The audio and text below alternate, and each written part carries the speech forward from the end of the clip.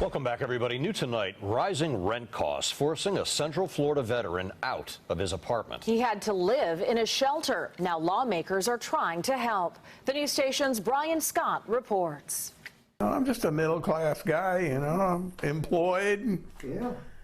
I have some money in the bank, you know. But for months now, none of that's been enough. And for the first time in his life, Steve Wickersham's effectively homeless.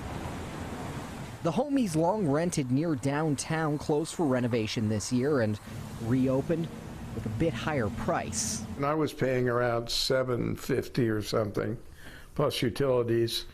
And that place, having been renovated, is around $1,400 now. Now the Vietnam vet's toughest battle, finding any place he can afford to rent. The Orlando rental market, too pricey, he says, for his income.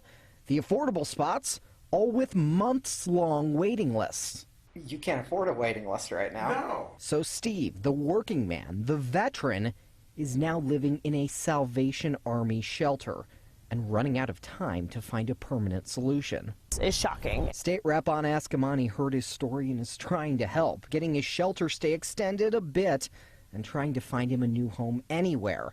She says Steve's yet another casualty of an out-of-control cost of living here. For our Floridians who are on a fixed income, whether they're our seniors, our veterans, those with disabilities, any increase of rent is the deciding factor between having a home and being homeless. Something she vows to keep fighting in Tallahassee, but Steve can't wait. $1,200 to $1,400 is very common for a one-bedroom apartment now. Too much for this veteran, even with assistance from the VA.